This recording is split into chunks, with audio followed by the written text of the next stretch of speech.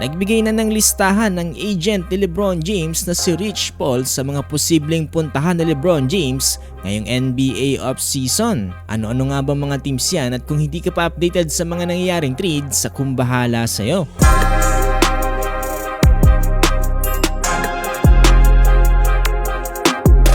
So hanggang sa ngayon mga boss ay hindi pa nga rin nag-aanunsyo etong si LeBron James kung saan nga ba siyang team pupunta. Pero ito ang maganda dyan, dahil ang kanyang agent na si Rich Paul ay ibinahagi ang kanyang whiteboard kung saan naglalaman ng mga posibleng puntahan ni LeBron James ngayong NBA offseason. Dito nga sa video ni Rich Paul ay makita natin na ilan sa mga biggest teams ngayon sa NBA. Sinabi dito ni Rich Paul na inaakala niya nga daw na si Giannis Antetokounmpo yung merong pinakamalaking balita na nangyari ngayong NBA offseason, ay mukhang nagkamali nga daw siya dahil tila nga ba para naging domino efekto ngayon. Dahil bigla nga daw yan nasundan ng ilan sa mga biggest names ngayon sa NBA katulad na lamang nila LaMelo Ball, Ja Morant at Jaylen Brown. Kaya naman yung napagtanto yan ni Rich Paul ay gumawa na kagad siya ng listahan, at eto nga mga boss, ang una dyan ay ang Philadelphia 76ers. Makikita natin dito mga boss na nandyan si Tyrese Maxey, VJ Edgecombe, Jaylen Brown at Joel Embiid.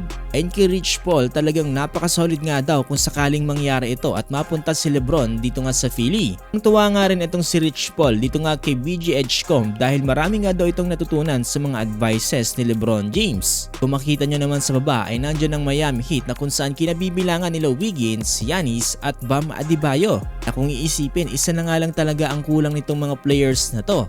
At pwede nga rin daw maidagdag dyan etong si LeBron James. Ilagay din sa listahan ni Rich Paul ang Minnesota Timberwolves na binubuo ngayon ng mga solid na batang players. Isa na nga dyan etong sila Anthony Edwards, LaMelo Ball, McDaniels at itong si Rudy Gobert. Kung akong tatanungin, hindi ko ilalagay si LeBron James dito nga sa Minnesota Timberwolves. Para naman sa Cleveland Cavaliers ay nandyan sila Mitchell, Harden, Mobley at itong si Allen. Kami rin mga pwedeng i-consider dito nga para sa Cleveland Cavaliers, at mukhang okay din naman kung mapupunta si LeBron James dito. Idagdag din dyan sa listahan yung mga pinakamahigpit na kalaban ni LeBron James dito nga para sa Western Conference, at ito nga walang iba kundi itong Denver Nuggets. Binubuo nila Murray, Johnson, Gordon at Jokic. Imagine mga boss no, biglang sumali si LeBron James dito nga sa lineup na to. Talagang napaka-solid din naman kung sakaling mangyari yan. Pero kung mapapansin nyo mga boss no, meron pa rin nilagay itong si Rich Paul dito nga sa bandang dulo. At nandyan nga mga boss ang pangalan ni Stephen Curry at Draymond Green.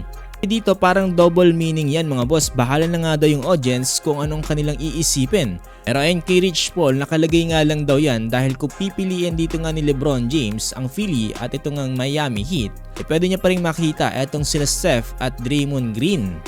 Pwede pa rin silang mag-catch up mga magkakaibigan.